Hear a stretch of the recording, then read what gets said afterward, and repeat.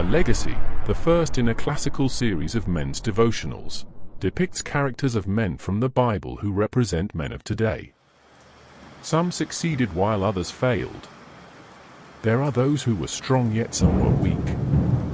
There is the spiritual and carnal. Kings, rulers, princes, and patriarchs, all of whom men can identify with. They all left a legacy, whether it was positive or negative. What is your legacy?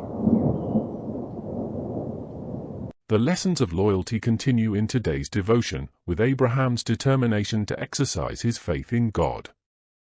From Abraham's experience with women, he was careful not to tell Sarah what God instructed him to do. Abraham probably knew the mother of his child would not have easily given him up, therefore he made the right decision to avoid a confrontation with his wife, to faithfully carry out the God's instructions. The 3-day journey gave Abraham much to reflect on. His thoughts would be unimaginable. He might have remembered God's promise of a son, whom he named a year prior to his birth, or the magnitude of blessings to be fulfilled through this son. He was soon to sacrifice. He probably reflected from the time he left Ur to the present. 3 long days of heart-searching. How to tell Isaac that he was the sacrifice?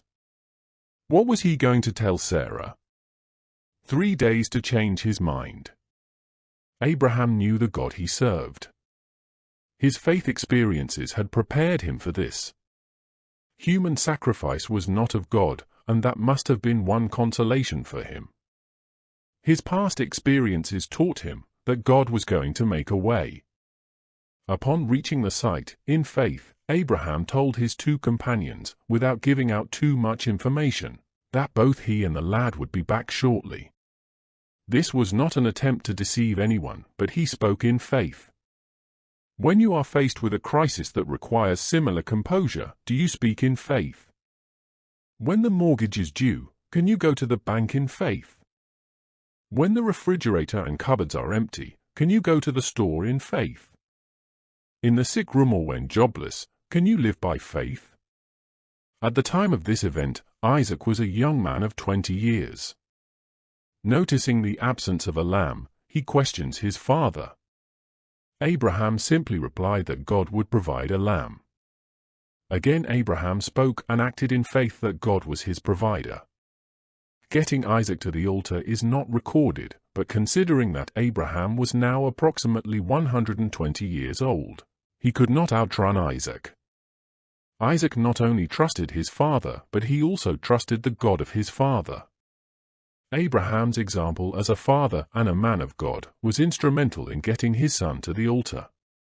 Many men today, much younger than Abraham, could not get their sons to do what Isaac did, but Isaac grew up with a mighty man of faith, which had an influence on him. Are you a mighty man of faith? Can your child trust you as Isaac trusted Abraham? Does the life you live have a positive influence on your children? Have they learned anything about faith from you?